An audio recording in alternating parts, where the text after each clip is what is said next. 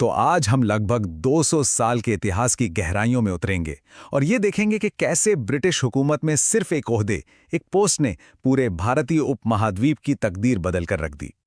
देखिए, ये कहानी किसी राजा या किसी बहुत बड़ी सेना की नहीं है। ये कहानी शुरू होती है एक कंपनी से, ब्रिटिश ईस्ट इंडिया कंपनी। साल 1600 में ये लोग आए तो थे सिर्फ व्यापार करने।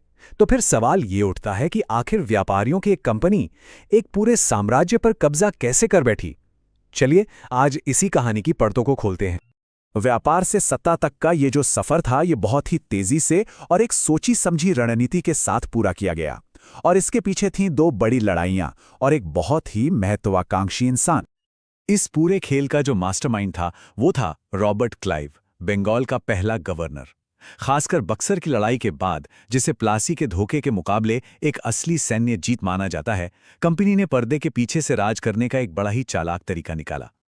तो ये जो दोहरा शासन था ना, इसका मतलब बड़ा सीधा था। ताकत सारी कंपनी के पास, लेकिन जिम्मेदारी वो किसी की नहीं।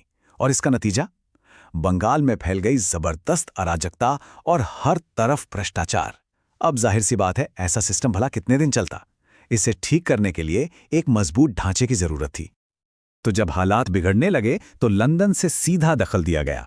1773 में रेगुलेटिंग एक्ट पास हुआ और बंगाल के गवर्नर की पोस्ट को और ज्यादा पावर देकर बना दिया गया बंगाल का गवर्नर जनरल। वॉरेन हेस्टिंग्स इस पद पर बैठने वाले पहले शख्स थे। लेकिन इस पूरे सिस्टम की असली नींव किसी और ने रखी थी। वो थे लॉर्ड कॉर्नवालिस, जिन्हें ये सारा रायता समेटने का काम दिया गया। उन्हें ही भारत में सिविल सर्विस, पुलिस और जुडिशियल रिफॉर्म्स का जनक माना जाता है। उन्होंने ब्रिटिश शासन को लंबा चलाने के लिए ताकत का साफ साफ बंटवारा कर दिया।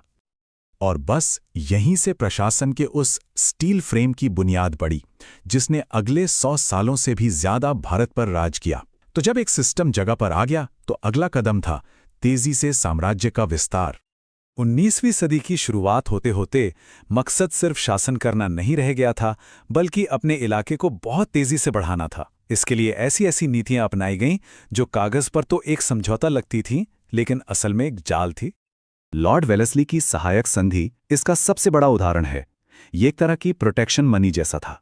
भारतीय राजाओं को सुरक्षा देने के बदले उनके राज्य में ब्रिटिश सेना रख दी जाती, और मजे की बात यह कि उसका पूरा खर्चा भी राजा को ही देना पड़ता था। नतीजा, राज्य अपनी आजादी और अपना पैसा दोनों धीरे धीरे खो देते थे। लेकिन एक और नीति थी जो इससे भी कहीं ज्यादा विवादित होने वाली थी।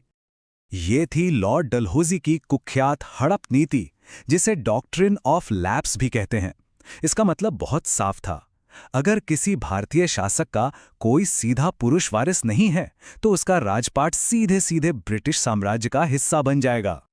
इस नीति को कई भारतीय शासकों ने सरासर अन्याय माना, और इससे उनके और उनकी प्रजा के बीच गुस्सा लगातार बढ़ता जा रहा था। विस्तार की ये जो आक्रामक भूख थी, इसने हालात को एक बड़े टकराव के मुहाने पर लाकर खड़ा कर दिया।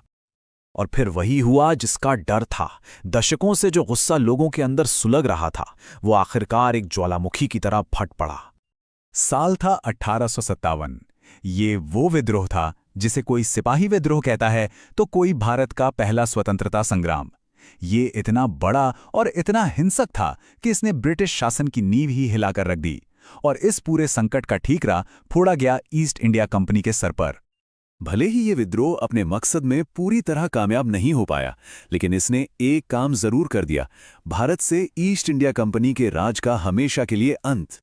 ब्रिटिश सरकार ने यह फैसला किया कि भारत जैसे सबसे कीमती नगीने को अब किसी प्राइवेट कंपनी के भरोसे नहीं छोड़ा जा सकता। इसके बाद सत्ता में एक बहुत बड़ा बदलाव आया, और इस बदलाव की पहचान बना उस सबसे ऊंचे पद का एक नया नाम, वाइसरॉय। सत्ता का ये ट्रांसफर लॉर्ड कैनिंग की देखरेख में हुआ। वो ईस्ट इंडिया कंपनी के आखिरी गवर्नर जनरल थे और भारत के पहले वाइसरॉय बने। अब वो कंपनी के नुमाइंदे नहीं, बल्कि सीधे सीधे ब्रिटिश महारानी क्वीन विक्टोरिया के प्रतिनिधि थे। इस नए दौर को ब्रिटिश राज के नाम से जाना गया, जो ब्रिटिश साम्राज्य का चरम था। वाइसरॉय अब बहुत ज्यादा शान शौकत और बेहिसाब ताकत के साथ शासन करते थे।